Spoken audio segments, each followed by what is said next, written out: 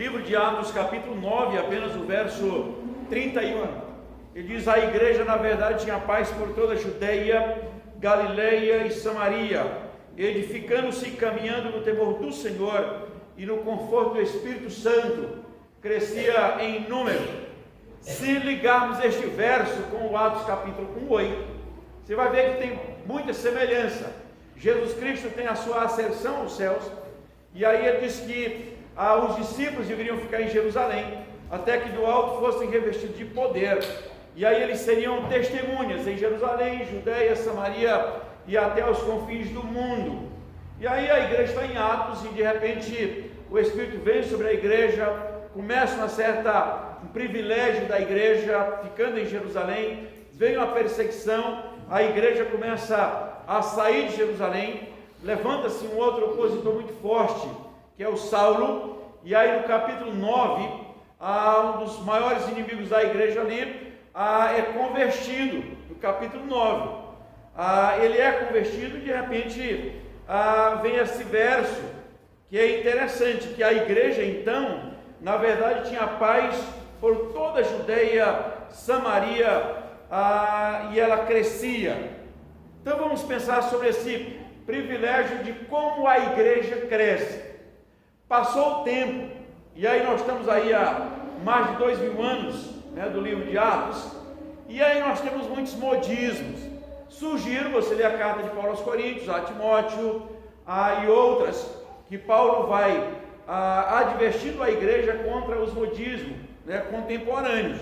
Por exemplo, em Gálatas, Paulo chega a dizer que eu gostaria que vocês me dissessem como é que vocês, começando no Espírito, se aperfeiçoaram na carne. Eu quero apenas saber disso. Vocês receberam ou foram salvos pela graça ou pelo esforço pessoal da carne?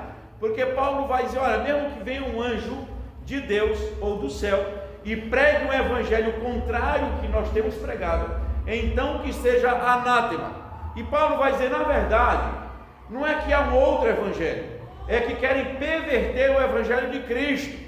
Então, mas se tiver um outro evangelho, ele diz, seja anátema, porque só tem este. O apóstolo Paulo, escrevendo aos Coríntios também, ele vai corrigindo e vai advertindo a igreja contra alguns modismos. Aí ele diz assim, olha, o espírito do profeta está sujeito ao profeta. E aí todos os anos, todos os tempos, surgem algumas coisas esquisitas no meio da igreja. Alguns anos atrás vocês viram falar que estava nascendo dente de ouro em alguns cristãos. Não sei se vocês viram falar isso. E aí as diversas unções, né, que vai acontecendo. E aí alguns cânticos também são modismos, começam a cantar. Aí outro dia eu estava conversando com um líder e a igreja tinha uma redoma de acrílico. E aí eu disse, não, o nosso baterista, ele fica preso nessa redoma. E eu disse, mas por quê? Disse, porque ele toca muito alto. Eu digo, mas o espírito dele não está sujeito ao profeta, porque eu brinquei, eu digo, o baterista do Roberto Carlos canta até debaixo dos caracóis, seus cabelos, com a bateria, não tem barulho. Porque é cristão, tem que ser dessa forma, né? Sem limite, sem controle. Então alguns começam a inventar coisa e acham que o crescimento da igreja pode vir através de alguma invenção humana. Eu invento, eu crio, aquela vire seu rosto para lá e abençoe, declare ao seu irmão profecia, declare bênção, eu tomo posse, ordeno, determino e as coisas acontecem. E aí quando você vai lendo a Bíblia, você descobre que isso não tem base bíblica. Mas o desespero para fazer de alguma forma a comunidade X ou Y crescer, se está deixando a Bíblia em segundo plano, mais a massagem do ego do pecador, que ele pode vir ficar como está, ou então a gente pular, a gente dançar, a gente bater palma, a gente aplaudir, a gente fazer isso e aquilo outro, vai fazendo um movimento que a igreja vai crescer de alguma forma. No nosso caso, a igreja presbiteriana, ela tem conselho da igreja, ela tem um presbitério, ela tem um sínodo e ela tem um supremo concílio. Ou seja, a nossa igreja é uma igreja conciliar. E no Brasil, nós estamos há mais de 160 anos. Então ela tem escola, faculdade, ela tem várias outras atividades, mas é uma igreja que preza pela palavra de Deus. Então qualquer manifestação, vamos cantar o louvor com palma, com toda a igreja. Não, a igreja não tem palma, a igreja presbiteriana. A igreja presbiteriana não tem dança litúrgica. A igreja presbiteriana não tem coreografia para os cânticos espirituais. A igreja não tem manias contemporâneas. A igreja presbiteriana, ela zela e prisma pela palavra de Deus. Então nós temos alguns movimentos neocarismáticos, neopentecostais, que se desviaram da palavra, e aí você tem coisas que eu não vou citar nomes, coisas absurdas. Então a nossa liturgia, ela é voltada para a chamada adoração ao Deus único, triuno, Deus absoluto. Ela é chamada para um momento de contrição, de confissão. Ela é chamada para louvor. Ela é chamada para edificação. Ela é chamada para consagração.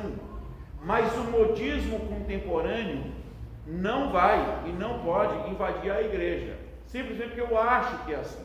Quando você abre a Bíblia em Atos 4, a forma de adoração, quem determina é o próprio Deus.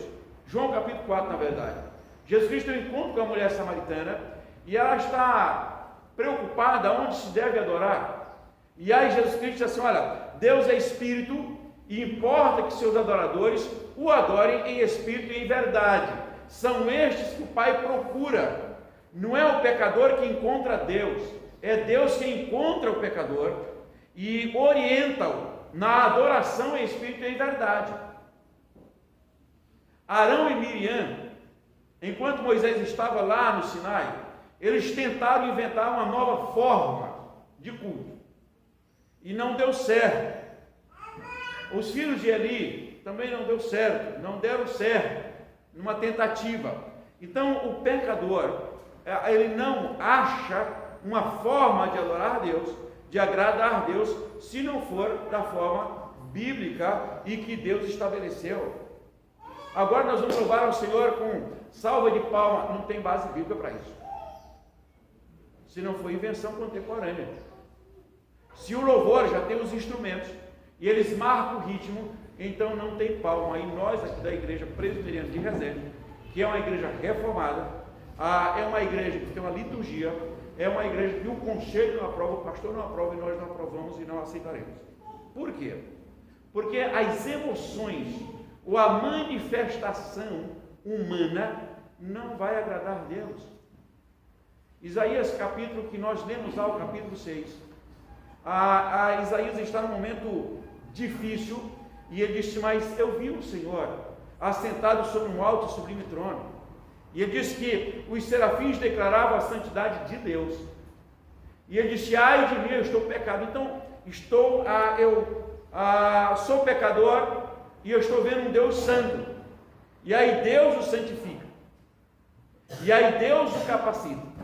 E aí ele se dispõe e Deus o envia. E ele disse: até quando? Aí ele vai dizer: até quando? Então não é o pecador, ou membros de comunidade ou de igrejas, que vão enfrentar ou inventar uma nova fórmula de adorar o Senhor, porque achando que Deus vai agradar. Porque Deus é Espírito, e importa que os pecadores o adorem em Espírito e em verdade. E eu sempre digo que a sua emoção, ela não move o coração de Deus. Jesus Cristo disse: entra no teu quarto, ora em secreto, e o teu Pai que te vê em secreto te responderá. E ele disse lá em Romanos 8, que nós nem sequer sabemos orar como convém, mas o Espírito de Deus intercede por nós com gemidos inexprimíveis, porque não sabemos orar como convém. Então o próprio Espírito Santo, graças a Deus, intercede por nós com gemidos inexprimíveis. E muitas vezes latas vazias fazem muito mais barulhos. Então gritos e palmas não quer dizer que eu estou adorando ao Senhor em Espírito e em verdade. É preciso voltar os olhos para a Bíblia e dizer o que Deus requer de cada um de nós. 3 coisas que ele apresenta para os irmãos da igreja apostólica, aí no capítulo 9, verso 31. como é que a igreja vai crescer? Ele diz o seguinte: a igreja na verdade tinha paz por toda a Judéia e Galileia e Samaria, e aí vem, edificando-se e caminhando no temor do Senhor. A marca da igreja de Jesus Cristo não é a liturgia, mas é o temor do Senhor. Enquanto a igreja, enquanto o pecador não tiver o temor do Senhor, como diz Atos 9, aliás, Provérbios 9, vai dizer que o temor do Senhor é o princípio da sabedoria e o conhecimento do santo é a prudência. É o temor do Senhor que leva à edificação da igreja. E aí nós temos fazedores de letras gospel profissionais, que não levam em conta uma teologia bíblica, mas levam em conta o teu entusiasmo. Nunca se cantou tanto sobre crente vencedor. E aí, se você meditar sobre João Batista, você vai dizer que João Batista foi um cara perdedor. E Jesus Cristo também foi um perdedor, foi um ingrato. Porque João é primo biológico de Jesus. E a Bíblia registra que, quando Cristo soube que João Batista estava preso, ele deixou a cidade. O Cristo deixou a cidade. E aí João Batista é degolado. Se fosse para alguns cristãos de hoje, eles iam dizer que Cristo foi ingrato. João Batista cumpriu o ministério, porque ele veio com o precursor de Jesus Cristo, e ele afirmou num dia e no outro afirmou a mesma mensagem: eis o Cordeiro de Deus que tira o pecado do mundo. Mas Jesus Cristo logo perde a cabeça. Então alguém, na visão de hoje, dos cristãos que não têm conhecimento bíblico, iam dizer que João foi um perdedor, porque Cristo foi assassinado, porque João Batista foi assassinado. No entanto, ele cumpriu o ministério que ele veio cumprir como precursor de Jesus Cristo. Então a igreja, de todos os tempos, ela cresce e se edifica no temor do Senhor. Não é em outra forma, não é a forma que se inventa agora no século 21, e tem muita coisa sendo inventada, irmãos, em nome da palavra. Segunda coisa, a igreja caminha no conforto do Espírito Santo. A Bíblia diz lá em João que Jesus Cristo é o nosso Consolador. Quem conforta, quem consola, quem ajuda a igreja a enfrentar os dias maus é o Espírito Santo que habita em nós, porque ele veio como nosso Consolador, nosso Confortador, e aquele que nos dá a autoridade para proclamarmos o Evangelho andando na contramão. E é muito mais difícil nadar na contracorrenteza. Nadar a favor é fácil. E aí nós temos muitos com o título de evangelho, ou neo-evangélicos, nadando a favor da correnteza, dizendo que a Bíblia precisa ser reestudada, reavaliada, a teologia bíblica, a teologia sistemática precisa ser repensada, a igreja precisa repensar os jovens contemporâneos, precisa inventar algo para os jovens irmãos. Eu já afirmei aqui outro dia, o jovem de hoje é o mesmo jovem que matou o Abel, é o mesmo pecado, os pecados são os mesmos, a frieza é a mesma, a falta de temor do Senhor é o mesmo. Então a igreja não se adapta ao jovem contemporâneo, a igreja não se adapta às novas ideologias de hoje. A igreja, ela é sal da terra, luz do mundo, coluna e baluarte da verdade, e a resposta que nós temos para o mundo é a palavra de Deus. Não é o que eu penso ou o que eu acho, mas é a palavra de Deus. Então não vamos com invenções, porque isso não vai dar certo. Terceira e última coisa que provoca crescimento na igreja, ele diz que é a edificação do Senhor, ele diz que é andar no conforto do Espírito. Aí ele disse, automaticamente a igreja cresce em número. A Bíblia chama a igreja de pequeno rebanho, a Bíblia chama a igreja de corpo de Cristo, ou membros uns dos outros. A Bíblia chama a igreja de templo do Espírito Santo, o templo, o santuário de Deus. A Bíblia chama os crentes de luz do mundo e de sal da terra. E se os crentes não salgam mais, então a Bíblia diz que ele perdeu então o sabor. Porque ele vai se adaptando ao instante presente. A igreja, ela anda e marcha de forma diferente do mundo. Então a liturgia, quem determina a liturgia na igreja é o pastor da igreja. E o conselho é um guardião da liturgia da igreja.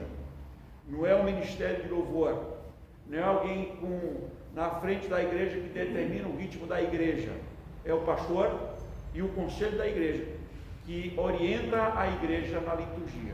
Então essa igreja, ela é uma igreja histórica, reformada, presbiteriana, debaixo dos seus concílios, a Conselho Presbitério, Sínodo Supremo Concílio, e ela vai caminhar assim até a gente morrer ou Jesus Cristo voltar.